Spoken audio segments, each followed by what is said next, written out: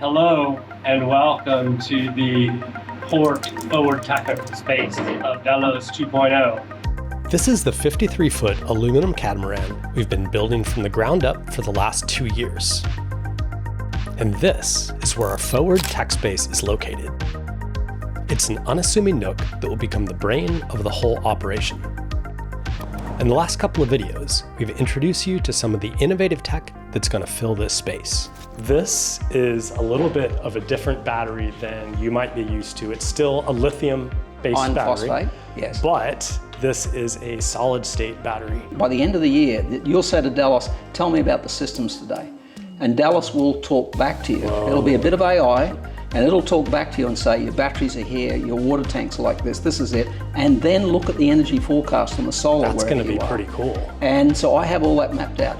But in this week's episode, we're going to dive into the practicality of putting it all together.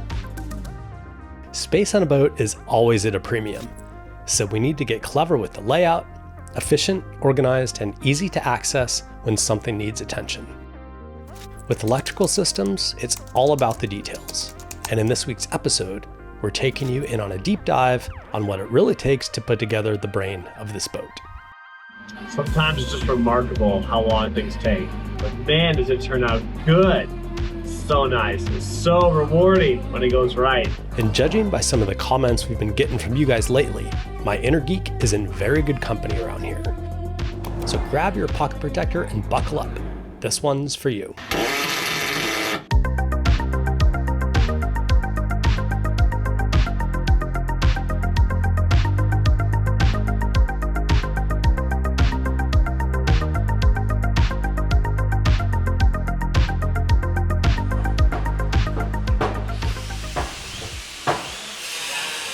We've started mapping out where we want some of the electrical equipment to go, both the DC and the AC stuff. And so Conor had a really cool idea that we would cut cardboard templates. I'm doing now is making templates for all of the components to sit up on the wall of the tech space so we can lay out all of the components to know where they're going to go. So we have a whole bunch of items we have to lay out. 2 quattro inverters, auto transformer, isolation transformer, 2 DC to DC chargers. We have AC panels for port and starboard hull. We have the ELCI, or they call it the RCD breaker for the power inlet. We have a changeover switch and some DC contacts for batteries. Conor measured and cut the dimensions of the bigger pieces of equipment. And for the smaller ones, he just traced directly onto the cardboard until all 20-odd-something pieces had a template. I just got everything templated now to take all these pieces, go inside the boat, lay it all out, and try to figure out how to optimize the layout of all this hardware. We played around with a lot of different layouts and positions for everything to fit together. In case you missed the previous episode where we introduced Conor, he's an old buddy of ours who knows a thing or two about power on boats. It's kind of Conor's specialty. What's your business called? Boat Doctor. So we help people with complex electrical problems on boats, electronics. We absolutely do lots of electrical installations, but we also do a lot of high-powered off-grid systems. So if you want a lot of electricity to run air conditioning, or if you want to sit off-grid and have lots of power, we can design and install the system you need to support your comfortable lifestyle on the water. As you can imagine, for a couple of geeks like us, this part was super fun, and our minds kind of ran wild with all the different possibilities. And in case you're wondering what it's like to be inside Conor's brain when all the neurons are firing in overdrive, here's a little glimpse behind the curtain of how we got from a blank canvas to something that just might work. Current iteration, pair of quattros, isolation transformer. Here's where one rack of batteries are going to go. So that whole area is full. And then we have some breakers, AC and DC. And then we have our shore power. We have a shore power inlet transfer switch, and then a ELCI/RCD breaker, all shore power breakers. Thinking that will go there. The benefit is the batteries are in the far back corner. We have access to the wire chase down here for future wire pulls. And We have relatively easy access to breakers and straight reach over to it, although I wish they were closer, but if we move them closer, we're kind of run out of wiring. So we could put them over here, but we don't really have enough room with the 2 quattros and the breakers here. Let's see how else we could rearrange.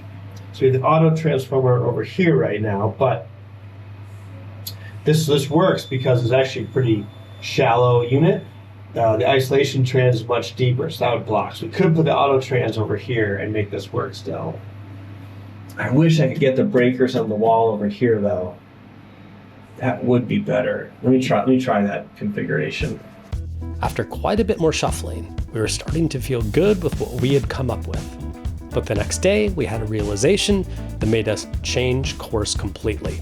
Ahoyyyy Delos Tribe, I'm just gonna interrupt Brian and Conor here for a sec to share something really exciting with you guys, because we have just launched some brand new Delos 2.0 bottle openers in the shop. Really exciting. They're steel, super durable, and I think the design came out really nice, and we're totally in love with them. They pair perfectly with our koozies as well, and you can find them both at svdelos.com/shop, where we also have a ton of other stuff. We have some really nice new Delos 2.0 rash guards in new colors. We have t-shirts, we have flags. Go and check it out at svdelos.com/shop. And now we're gonna see what Conor and Brian's big change to their plan was. All right. Conor and I have put a considerable amount of time and thought into various organizational options and efficiencies. Did we come up with a winner? Yeah, we did. It's just so funny. We spent collectively like a half a day of man hours, and we moved cardboard from one hole to another. Yeah. But I think it's time like this that's well spent that's going to save us like a lot of time. Yeah. And I'm pretty happy with what we've come up with. So the original thought was to try and split the batteries, half on one side and half on the other, because I thought that would be a good idea. But then after thinking about the space constraints, it's actually way more efficient to put all the batteries on one side. And it also helps me out with weight, because we have the diesel engine only on port side, in the electric propulsion on starboard, we're light on the starboard side. Yeah. So we're gonna put all the batteries on starboard, which helps to balance that weight off. I think we're gonna get within 50 kilos now of port and starboard, which is nothing. It was funny how we got there, but we didn't even get there immediately. We started thinking both batteries on this side, because that's just where our brains were. And then we had to stop and think, wait, we can swap it all over this side and solve the bigger problem, right? Like, it took so many iterations to really refine what's going to go where. And no, it did. And it also solves a problem of when you hook up lithium batteries, if you have multiple banks, you want the wire runs to be as close as possible so that each battery gets charged and loaded evenly. So by putting all the batteries in one place, it makes it very easy, or easier for us to run and keep all the cable lengths the same. Yeah. And so we put the batteries over here and then shine the light in here. And then on this wall, we have our DC contactor. So each battery is gonna have a manual cutoff switch and also a contactor for shutoff. That's basically what it's gonna look like. So we're gonna have 3 of those. Each one handles 1 bank of batteries. So there's 3 batteries controlled by this switch and a contactor, 3 batteries by this switch and a contactor. We have 3 of those to handle 6 banks of batteries here, which are all over there. And then it's quite a nice run, because after this, the wiring goes through that hole and then it connects over to this guy right there. So then this is where the power distribution actually begins. This is an incredible piece of tech that we actually made an entire video about. So if you want to learn more on how we'll distribute our DC power, check it out here. We have all of our 48 volt breakers up there for things like the windlass and for the inverters, solar in, DC and DC chargers. DC, like anything that feeds off the system natively in 48 volt has a breaker right there. And then on that wall right there, we can put all of our DC breakers for pumps and lights and everything else. And then below it, we have all the AC breakers. So those are gonna be for all the 240 volt stuff on the boat, like air conditioning, desalinator, like outlets in each hole, water heater, stove, oven, all things like that. And then conveniently located, we'll have all the inverters. So we can have the inverters right next to it, which makes it very convenient for wiring up all the AC stuff. And then on this wall right here, we have our transformer, we have our isolation transformer, the auto transformer, which does our step up from 120 to 240. Should we go someplace that has 120 or 110 volt, and then we can have our ELCI or the residual current breaker and the power entrance all in the same place. So I think it's a pretty good use of space. Yeah. It was a huge win putting all the batteries together because it got so much more. It was a major density. breakthrough. It was a major It was breakthrough. a major breakthrough. Because we did the math on the wall space, and we'd lose one wall but gain 3. We're making progress. Yeah. Yes. And now we'll go have lunch and think about it, and then we'll come back and probably change some more Yeah, stuff. that's right. That's how it works.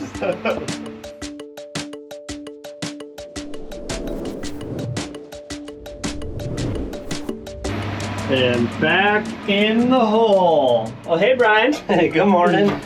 Yeah, I'm feeling pretty good about lighting up the welder. Maybe putting some stuff in here. We're gonna get into a space constraint in this corner. Connor brought up a good point that we need to be careful in this corner, because if we start putting these breaker boxes in like this, and they come out a little bit for the mount, here's our inverter. So we need to make sure that we have clearance so that we can actually open the door. So we needed to shift these guys over a little bit, but we've got some big raceway so that we can line along the bottom. Our AC wires for all the loads can come straight up, so we'll put these on the bottom. We also need to accommodate for our DC wires to come up for the DC stuff, for the Safari starlights and the DC breakers. So we still haven't worked with that. This is gonna fit there. Like, I'm gonna put it as far over this way as I can get it.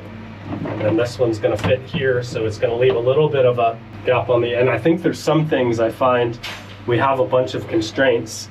We have too many things in our head. Sometimes I just need to start doing, and then it becomes clear. So if we're gonna go like that and butt up right against this guy, then we know our height, and then we start from here and we just start working over and up, and then once this is done, then we can figure out the inverters. Yeah, and then that's a major chunk. Yep.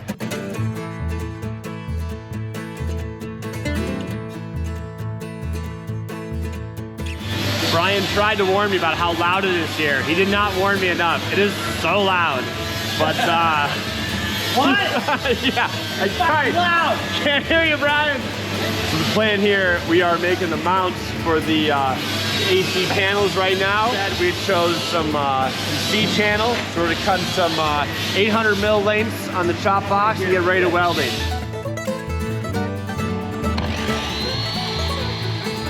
After so many hours of planning, it felt good to fire up some tools and start taking action. There's definitely that trap of analysis paralysis, where you want every single bolt hole to be perfect. And don't get me wrong, you can't skip this step. But the beauty of working with aluminum is how forgiving it is. If we weld on a bracket and realize 2 days later that it's blocking a cable run, we just buzz it off, sand it back, and move on. Nobody will ever know. Our first set of brackets and raceways were now ready to go in, so it was time to get back into our hole and fire up the welder.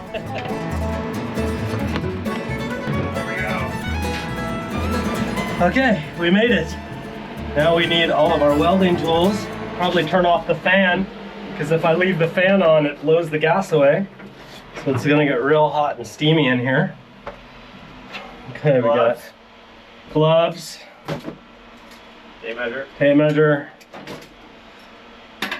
square with level, normal level, aluminum parts to be welded, helmet to weld in,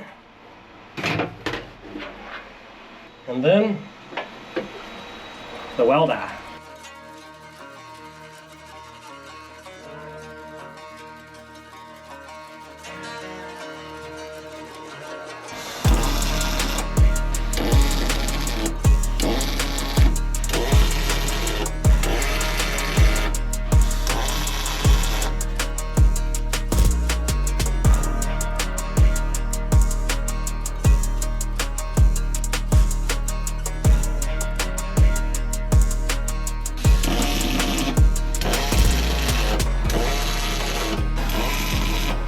Okay, how was that in there? It's like a little sauna of welding. I got the brackets tacked in. They're looking pretty good, so check this out. We've got the top bracket in for the inverter, so now I can do a test fit on that. And then we've got these two guys over here. The door is even open, which is good to see. I'm not gonna fully weld it yet. I'm gonna dry fit some stuff because it's quite easy for me to move and adjust if it's just tack like that. And then I'll take the boxes all the way off and then fully weld them and then screw them back on, and then we'll be on our way. So we're doing it, making it. Goat yoga. Okay, now I need to get more tools. Right now I'm working on the bracket for the inverter. We're gonna have two 5,000 watt inverters on Delos, so a total of 10,000 watts of inverter capacity, which is quite a bit. We had 6,000 watts on Delos 1, and so this will be a bit more for us. And so what I'm doing is I'm installing this bracket. This is the bracket for the inverter. It kind of goes on, it clips on here, and then it sets down over it. I've got it all leveled up, and what I'm doing is I'm drilling and tapping into this 40 millimeter angle that I've welded onto the bulkhead here.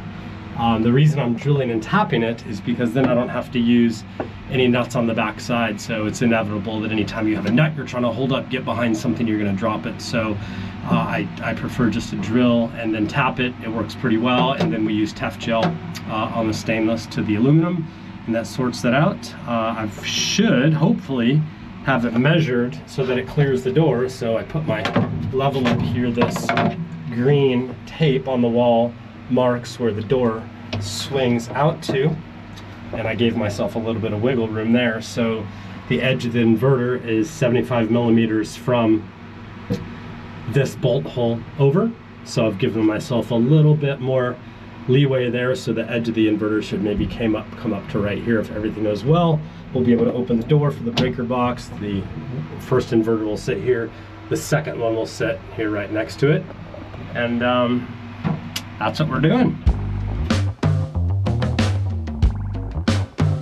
Hey, Sea-Dog, could you hand me that inverter? It's on the galley countertop. Yeah, no problem. If Kaza saw me, get the inverter. if Kaza saw me set that on top of her fancy galley cabinet, she'd kill me. All right, ready? Dude. Yeah, I'm gonna have to put the camera down. Yeah. Oh boy, what a freaking beast. All right, brother, here we go. Nice. Well, I don't know if it's actually clipped on or not. Well, you'll know if it falls off. I'll know when it smashes my nuts. It's 100% in there. Nice. Yes! Good job. We were stoked to take another component off our list, but as it turns out, we might have been celebrating a bit too early. Uh-oh. I think there was an oopsie. Yeah, we got a problem. So I was just figuring this unit is exactly 320 wide. And so even if I butt it up next to each other, it's gonna hit that, I don't know if you can see that frame up there. Yep, so in order for it to, and this radius right here, this corner. So in order for it to go under that and sit right in there, I think I have to lower it 50 millimeters. We'll get it there, so I need to move the bottom of this down to that line there. But that's okay, that's why we tack things. Yep. I mean, we didn't see that with the cardboard because the cardboard's two-dimensional, right? Yeah. So, and we tried to get it up high, but lowering it 50 mil is not gonna hurt anything, so. Yeah. I'll just take it off. I've got 2 tack welds I gotta break. I'll move it down 50 mil, re-tack it, and we'll give it another go. All right. All right, you wanna take this heavy beast out? Nope, but I will.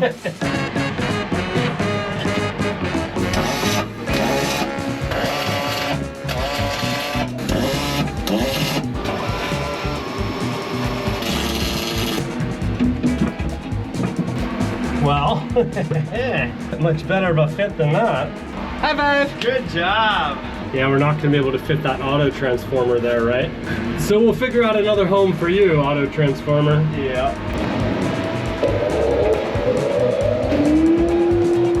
The nice thing about projects like this is that you gain momentum as you go. Each step goes quicker and quicker as you get your methods dialed in. And as each piece falls into place, the next one always seems to flow and follow. That's actually spot on. I mean, I knew it was gonna be spot on first time. That always happens. The next days consisted mostly of measuring, cutting, drilling, and tapping as we began to create mounts of various shapes and sizes for the different components we needed to install. Sometimes it's just remarkable how long things take. You get to mount these to the wall. On a fiberglass boat, that might go a little quicker, so you just screw into the wall. Here you have to cut pieces of metal to weld to the wall. You have to drill and tap the holes and make the backer board that screws to that. It's a whole other intermediate step. But man, does it turn out good. So nice. It's so rewarding when it goes right.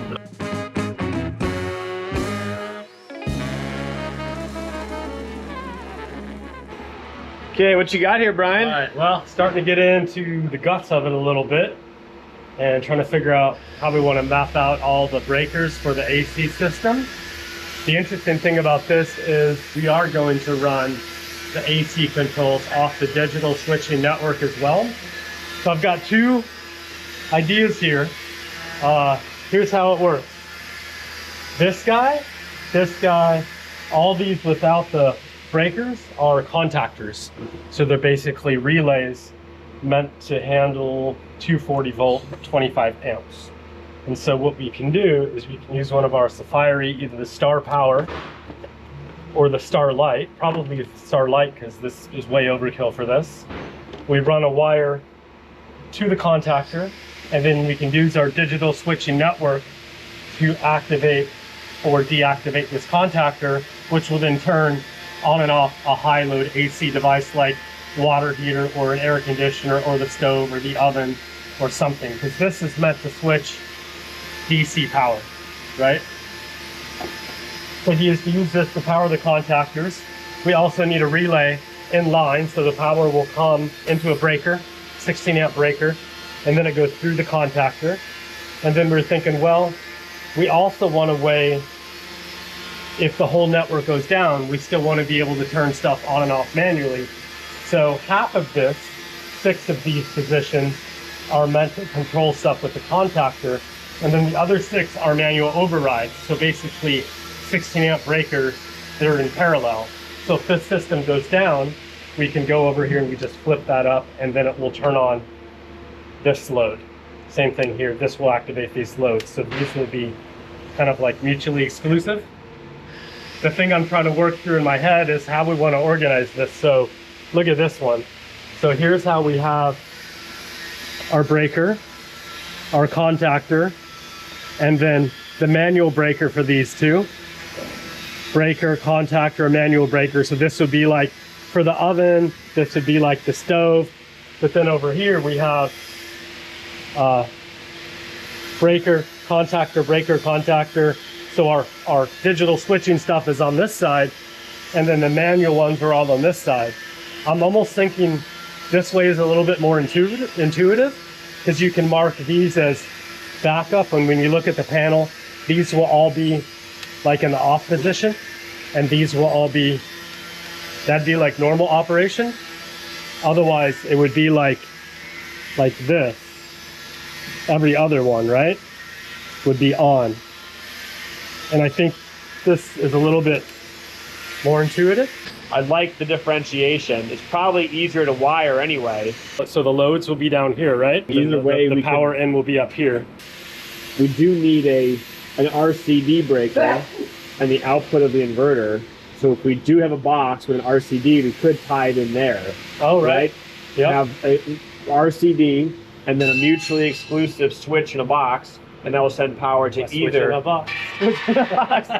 That'll send power to either this half or that half. Yeah. And it would just, it's already in the box. Normal power, backup power. Yeah. Mm-hmm. Yeah. That makes sense. And it's already in the box, and the only addition into this box is another feed that comes into here, but all of that complexity is in a different box, which is arguably already pretty empty. Yep. Okay, let's proceed with that. I like it. Okay, yeah, cool. So just to summarize that discussion, it was a little bit ambiguous. The digital switching is super cool. We'll be able to do stuff like Delos, turn on the dive compressor, and actually use voice commands to control the entire electrical system. But I also want good, old-fashioned breakers I can turn on and off should the entire system go kaput, and I still want to fill dive tanks or cook dinner. So our wiring plan should accommodate both scenarios.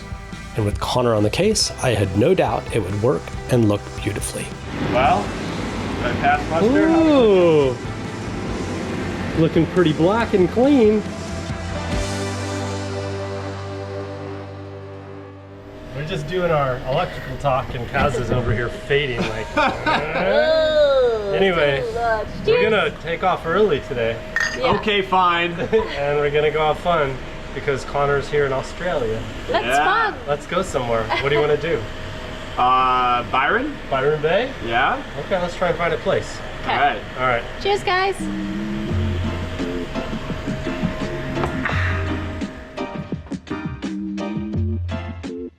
Everybody ready? We're so ready. You ready, kiddo? We're gonna go to Byron Bay. Woohoo! All right, here we go.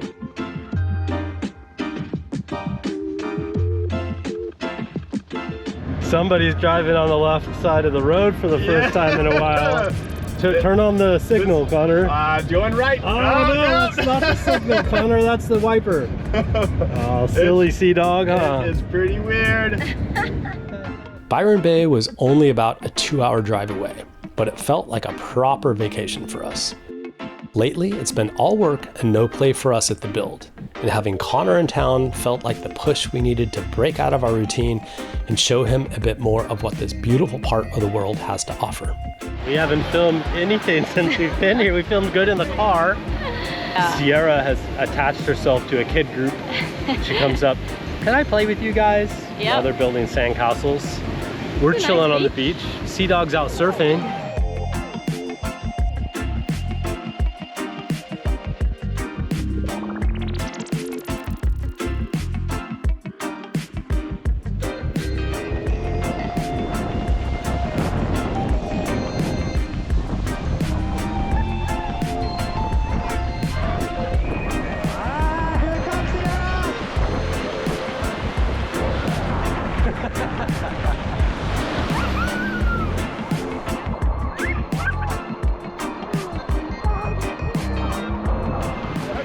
How was it?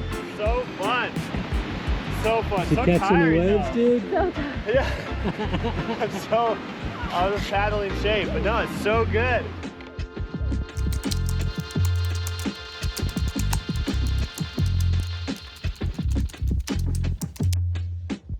What did everybody think of Byron Bay? Oh, yes. Loved it.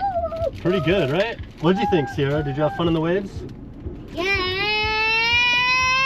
Did you? Good vibe. We didn't film a lot of it. No. We got some random But there's, clips. yes, Great. it is amazing. Yeah. Okay, Lots, new friends and good new times. friends, good times. Now we're back to normal life. Boat building. It's always tough to return to the real world after a little getaway, but luckily we had something super exciting to lure us back. So make sure and tune in next week for our latest and greatest project. We want to get one of the engine thingies to spin. Engine The motors, thingy. the electric motor thingies. No, I prefer engine thingy. And the throttle's in neutral. There goes nothing.